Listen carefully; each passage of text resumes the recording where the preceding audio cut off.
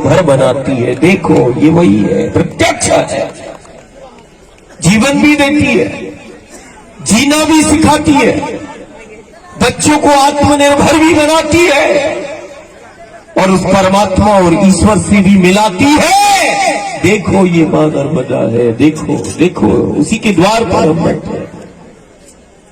एक ऐसी शक्ति हमें प्राप्त है जिसके दर्शन की महिमा है। दर्शन, मात्र दर्शन, इस भगवती का, इस शक्ति का सिर्फ दर्शन बताया।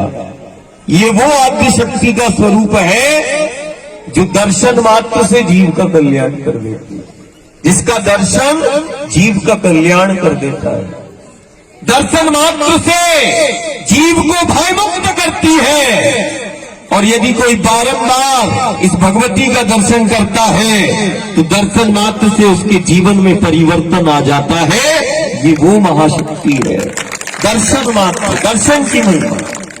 दर्शन से जीव का कल्याण करती है, दर्शन मात्र से जीव को भयमुक्त करती है, दर्शन से परिवर्तन जीवन में लाती है। दर्शन की महिमा है। जितना इस भगवती के दर्शन की महिमा है उतने ही इस मां नर्मदा के पथ और तट की महिमा है।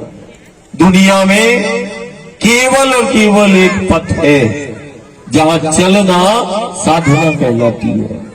तुम सारी दुनिया में चलो, चलना कहीं साधना नहीं बताई गई।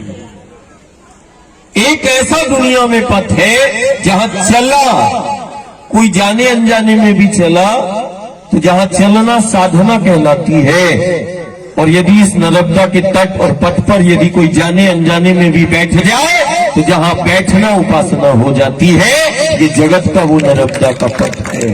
चले तो साधना है और बैठे तो आराधना है। एक ऐसी साधना जो जीवन को दिशा देती है। चलना नर्मदा के पथ पर। देखो, साधु हो, संत हो, भक्त हो, ज्ञानी हो, गुरु हो, गोविंद हो, सब इस मां नर्मदा के पथ के पथिक बनते हैं। इस पथ पर वो चलना साधना कहलाती है। आज लाखों वो भक्त प्रेमी वो परिक्रमा करते हैं, मतलब क्या, चलते हैं। जहां चलने से देव पितर संतुष्ट हो जाते हैं। ये वही नर्मदा का पथ है जहां चलने से पितर संतुष्ट हो जाते हैं। ये वही नर्मदा का पथ है जहां चलना साधना कहलाती है। एक ऐसी साधना जो जीवन को दिशा भी देती है, दशा में सुधार भी करती है। साधना तो कोई भी हो जीव का कल्याण कर देती है, लेकिन ये वो साधना है जो सिर्फ जीव का ही कल्याण नहीं करती, ये जगत का कल्याण कर देती है। ये साधना है नर्मदा के पथ पे चलने की, साधना है।